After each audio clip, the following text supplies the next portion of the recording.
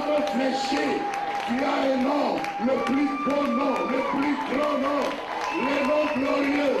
C'est une arme qui doit t'accompagner partout où tu vas. Quand tu as le nom de Jésus, elle est plus que le Kalachnikov, elle est plus que la bombe atomique. Le nom de Jésus.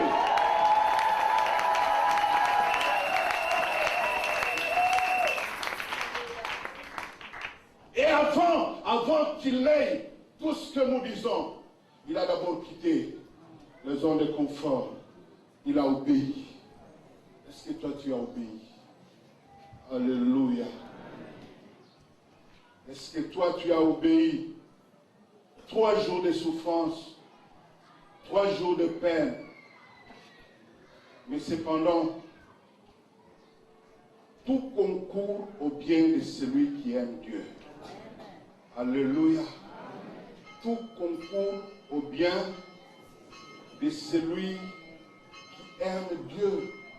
Comme je le disais, quelquefois, le chemin qui monte ressemble à celui qui descend. Un homme a obéi, il s'appelle Joseph. Son père lui a dit, prends cette provision, amène ça à tes frères, sans oublier que le chemin qu'il a pris, c'est un chemin de non-retour. Le chemin qui le conduisait vers sa gloire. Mais cet homme, il était étonné, alors qu'il avait reçu des songes qu'il va régner, mais ce qu'il voyait, c'était le contraire. Ses frères l'ont dépouillé. Non seulement ils l'ont dépouillé, on l'a jeté dans la citerne. Et non seulement on l'a jeté dans la citerne, on a été vendu tout nu. Et il est allé, n'est-ce pas, dans le pays où il va régner comme premier ministre, tout nu. Il entrait n'est-ce pas, en Égypte, sans fanfare, sans garde-corps. Et pourtant, c'est le futur premier ministre de l'Égypte. Qu'importe aujourd'hui, on peut ne pas savoir ce que toi tu es, mais le ciel sait qui tu es. Même si le monde t'ignore, mais le ciel sait qui tu es. Il entrait comme un simple homme, mais pourtant, c'était le premier ministre. C'était l'homme qui allait marquer l'histoire de l'Égypte. Il est allé, n'est-ce pas, dans la maison de Potiphar. Il quitte la maison de Potiphar, là où il se sentait déjà mieux. Mais finalement, il va se retrouver en prison, sans savoir que la main de Dieu était en train de le conduire. J'ai dit à quelqu'un, la main de Dieu est en train de te conduire. Parce qu'en prison, c'est là qu'il y aura une connexion avec les chansons. L'homme qui doit t'aider à te propulser, il n'est pas ailleurs, il est à la prison. Et toi, tu dois aller à la prison. Pour le rencontrer, tu ne le rencontreras pas ailleurs. Il faut aller en prison. Mais pendant ce temps, la prison, ça fait mal. La prison, c'est une honte. La prison, c'est une humiliation. Mais c'est une fois obligé. Parce que les chansons, tu vas les rencontrer là, en prison. Et c'est là, n'est-ce pas, que tout a commencé. Le chemin qui monte, c'est le chemin qui descend. Alléluia. C'est le chemin qui descend. Bien-aimé, je vais dire à quelqu'un, ceux qui croient t'enterrer, ils se trompent. Parce que, n'est-ce pas, en vous enterrant, ils sont en train de vous planter. Alors, on a quelqu'un m'a parlé.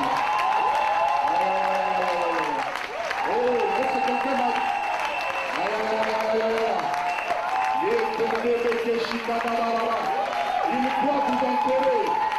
Mais ils sont en train de vous planter. Bientôt, très bientôt, ils vont te voir surgir. Aïe, aïe, aïe, aïe, aïe, aïe, aïe. Laissez-les vous enterrer. Toi, tu es enterrable. On ne peut pas t'enterrer. Aïe, aïe, je dis à quelqu'un, on ne peut pas t'enterrer.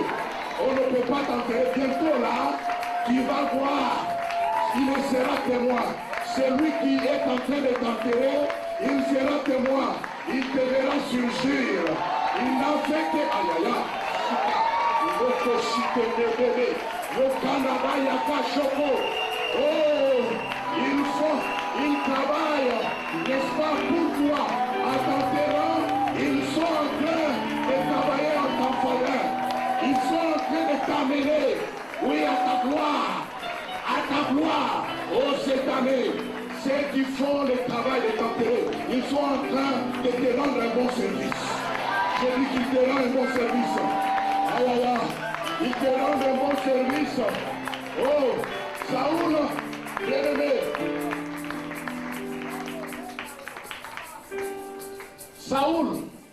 Saoul était à la recherche des âmes. Mais Dieu était à la recherche d'un roi. Ah, quelqu'un ne m'a pas entendu. Saoul était à la recherche des ânes. Mais Dieu était à la recherche d'un roi. C'est ainsi qu'ils devaient se rencontrer quelque part. Alléluia. Ils doivent se rencontrer quelque part. Alors que Saoul commençait déjà à se décourager. Alléluia. J'ai dit à quelqu'un ne te décourage pas. C'est dur, mais fonce encore. Ah, j'ai dit à quelqu'un fonce encore. C'est difficile, mais fonce encore. Tiens bon, alléluia. Au bout, n'est-ce pas, de ces pèlerinages, il y a des trônes. Ah, j'ai dit à quelqu'un ne te décourage pas. Même quand tout le monde, n'est-ce pas, te décourage, sois le dernier à se décourager. Oh, j'ai dit que ne te décourage pas. J'ai dit que ne te décourage pas. Celui qui marche avec Dieu ne se décourage jamais. Même si la situation semble contraire, parce que tu es avec Jésus. Alléluia, tu vas marcher contre le courant, contre l'adversité. Aïe, aïe, aïe. Est-ce que je parle à quelqu'un? Ne te décourage pas.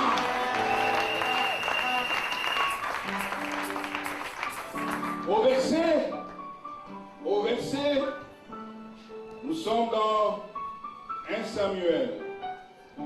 Laissez-moi retrouver ce passage. 1 Samuel 9, n'est-ce pas? Au verset, la Bible dit d'abord au verset 5, ils étaient arrivés dans le pays des Touffes lorsque Saoul dit à son serviteur qui l'accompagnait, viens, retournons de paix, que mon père, oubliant les ânesses, ne soit en peine de nous. Le serviteur dit, voici, il y a dans cette ville un homme de Dieu, et c'est un homme considéré. Tout ce qu'il dit ne manque pas d'arriver. Allons-y donc. Peut-être nous fera-t-il connaître le chemin que nous devons prendre. Saoul dit à son serviteur, mais si nous y allons, que porterons-nous à l'homme de Dieu? Car il n'y a plus de provisions dans nos sacs et nous n'avons aucun présent à offrir à l'homme de Dieu. Qu'est-ce que nous avons? Le serviteur reprit la parole et dit à Saoul, voici j'ai sur moi le quart d'un cycle, je le donnerai à l'homme de Dieu, il nous indiquera notre chemin, nous disons Amen. Ici j'ouvre une parenthèse, n'est-ce pas, pour relever les caractéristiques d'un bon collaborateur. D'un bon collaborateur. Un bon collaborateur est loyal. Un bon collaborateur, il sait encourager. Saoul était déjà comme découragé. Au point même de cesser la course et de faire demi-tour. Mais parce qu'il avait à côté de lui un collaborateur qui savait encourager. Il a encouragé. Un bon collaborateur, c'est un bon conseiller. Il sait donner des conseils utiles. Un bon collaborateur est patient parce que quelqu'un d'autre à sa place il allait sauter sur cette occasion. Je m'imagine que cet homme, serviteur, était marié. Il avait aussi sa famille, ses enfants.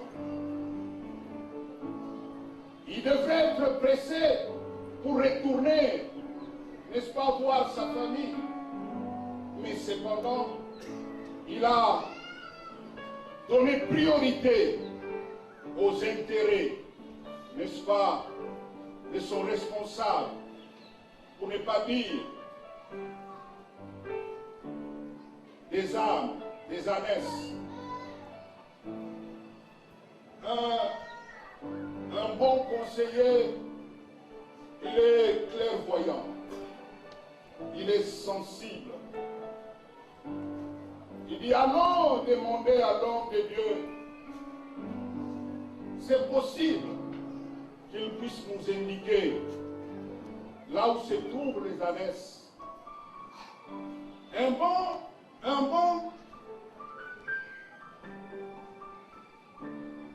bon collaborateur, c'est aussi un bon intendant qui apprend même à se dépouiller au profit des âmes.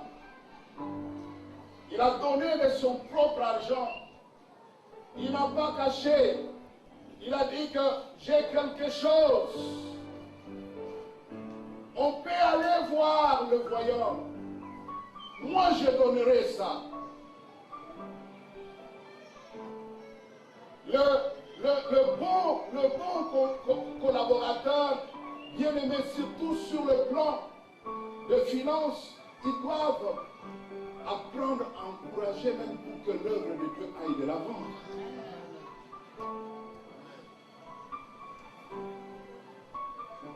Quelquefois, je suis choqué quand on a terminé, n'est-ce pas, cette opération fournie. Il m'arrivait deux fois d'aller là pour voir la liste qui donne et qui ne donne pas. Et il m'arrivait de voir aussi mes collaborateurs les plus proches. Quelquefois, j'ai pleuré. Quelqu'un ne peut pas me dire qu'il manquait 1000 francs. Donc, quelque part, c'est comme si on n'est pas avec toi. On ne respecte pas la vision.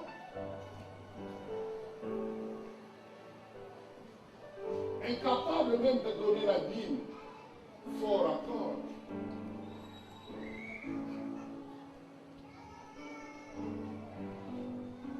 Bien-aimés dans le Seigneur, nous sommes dans l'église et je peux vous dire, si financièrement, vous ne voulez pas soutenir cette œuvre ira de l'avant. Parce que cette œuvre appartient à Dieu. Cette œuvre n'appartient pas à Raphaël Kasséa. Cette œuvre appartient à Dieu. Mais si toi tu t'engages à contribuer comme il se doit, dès que tu deviens enfant de Dieu, apprends aussi que désormais ta poche ne t'appartient plus. Tu n'es qu'un gérant. Oh, j'ai dit que tu n'es qu'un gérant. Ta poche ne t'appartient plus. En bénissant Abraham, il a dit que tu seras quoi? Une source de bénédiction. Une source de bénédiction. L'un des orateurs nous a parlé ici. Il a dit que tu es cette graine-là qu'on jette et qui pousse et qui devient un grand arbre. Ces grands arbres, son utilité c'est quoi? Son utilité c'est quoi? Les oiseaux viennent se réfugier. C'est ce qu'on a dit cette année. D'autres même, quand ils ont la dîme, au fait, ils ne donnent pas à la maison du trésor. Ils utilisent la dîme comme ils veulent. En donnant à gauche, en donnant à droite, ils disent qu'on fait. J'ai donné la dîme. On amène la dîme à la maison du trésor. tant que tu utilises la Bible comme bon t'entendre, eh bien, tu n'as rien donné.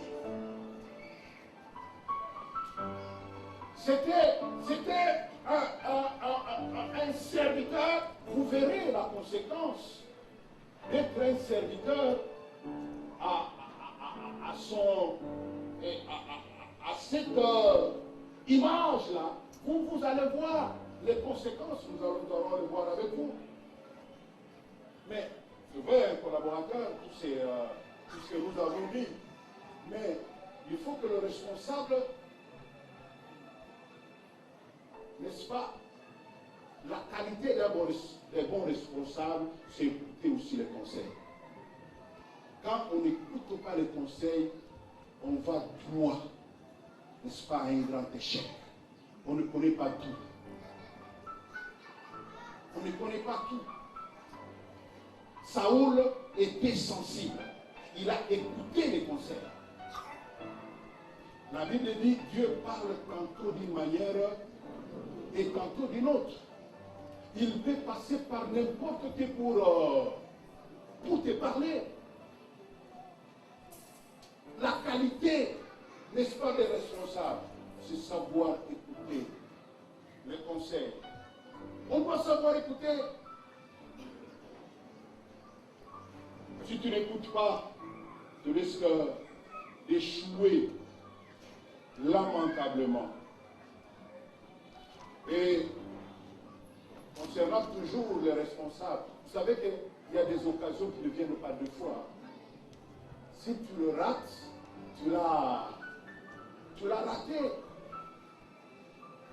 Dans Luc chapitre 19, Jésus-Christ est en train de pleurer sur Jérusalem.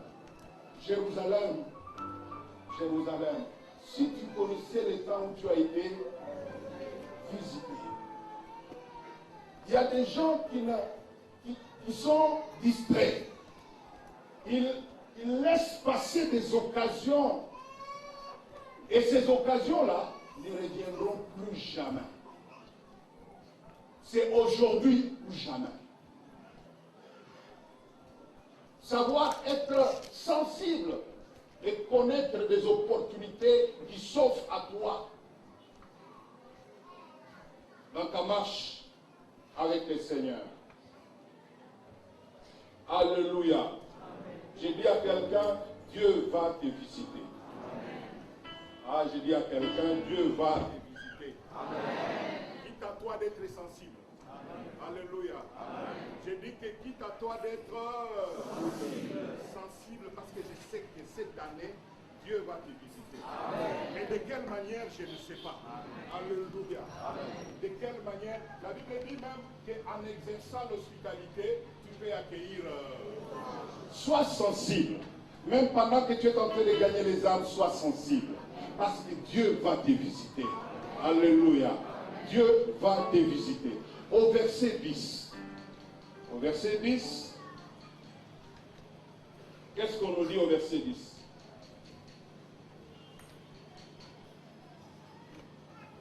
Saoul dit à son serviteur, tu as raison. Viens. Allons. Viens quoi? Viens et allons. J'ai dit la destinée a une grande force d'attraction.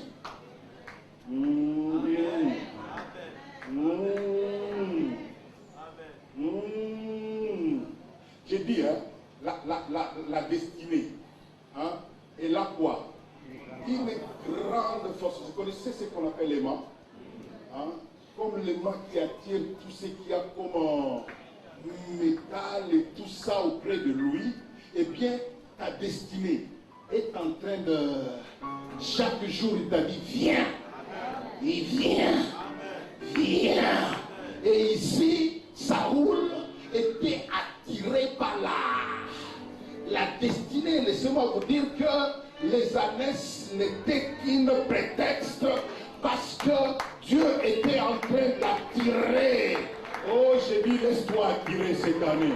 Ah, j'ai dit à quelqu'un, laisse-toi attirer. C'est la destinée, ta destinée qui est en train de te dire, viens. Quelqu'un entend le vient qui n'a pas de la Seigneur. Sa destinée est en train de lui dire, ah, viens. Oh, que tu sois sensible, que tu, cette année, exerce bien les oreilles pour écouter le vient de ta destinée. Ah, je dis à quelqu'un, exerce les oreilles, parce que à chaque fois que tu marches, tu entendras le mot, viens. Et quand tu entends ce mot, ne t'arrête pas, avance, parce que tu es en train tout droit vers ta destinée. Alléluia. Est-ce que je parle à quelqu'un? Cette année, tu vas réduire sensiblement la distance entre toi et ta destinée. Cette année, tu ne seras jamais plus proche. Tu n'as jamais été plus proche de ta destinée depuis que tu es né que cette année. Aujourd'hui, deux autres, ils vont déjà, oui, entendre l'odeur de la destinée. Ils vont entendre l'odeur de ce que Samuel a dit, mais à part, qui est en train de... c'est dans la cuisine. C'est dans la cuisine. Tu dois entendre déjà l'odeur. Quelque chose qu'on a préparé pour moi. Moi, on a évité. On a préparé pour moi. Mais ma destinée est en train de m'attirer. L'écrivain dit copiclété. Copiclété. Alléluia. Quand ta destinée te dit viens, copiclété. Dis à ton frère copiclété. Dis à ton frère sois sensible. Avance. Car c'est ta destinée qui t'attire.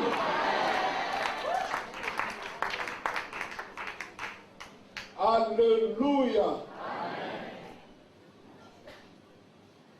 Bien-aimés, les ciels prévoient cette année non seulement les temps, mais aussi les personnes chargées à vous conduire lentement, mais sûrement vers ta destinée.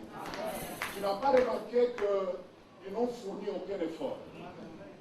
Aucun effort. Parce que à peine Saoul s'est décidé, ils sont montés dans la ville. À peine arrivés dans la ville, ils ont trouvé qui? Hein? Oh non, vous n'êtes pas... Vous voyez que vous n'êtes pas sensible? Hein? Ils ont trouvé qui? Des jeunes filles.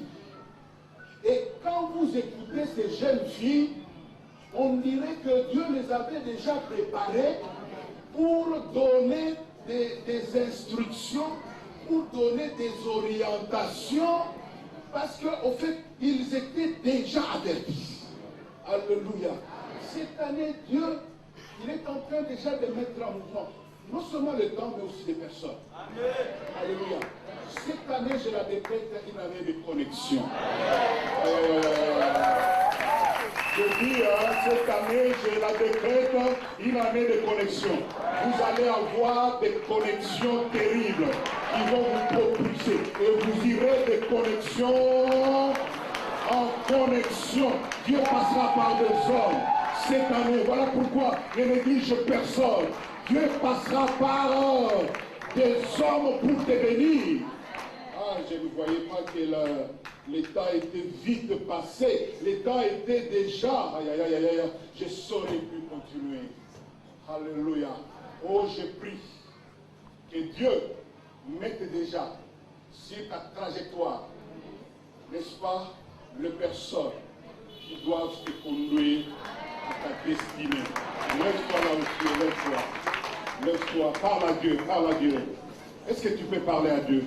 Dis un mot au Seigneur. Dis un mot au Seigneur. Alléluia. Dis un mot à Dieu. Dis j'accepte d'obéir. Alléluia. Oh, j'accepte d'obéir. J'accepte d'aller gagner les âmes.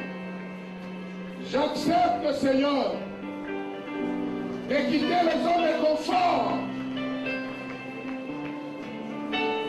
C'est vrai, je vais me lancer, Seigneur notre Dieu, dans une vie inconnue. Je ne connais pas où se trouve n'est-ce pas, les ânesses, la direction des ânesses, je ne connais pas. Mais moi, je m'engage. Parce que mon Père a dit, lève-toi, va chercher les ânesses. Oui, je vais m'y mettre, Seigneur. Je vais m'y mettre. Je vais m'investir. Est-ce que quelqu'un peut parler à Dieu?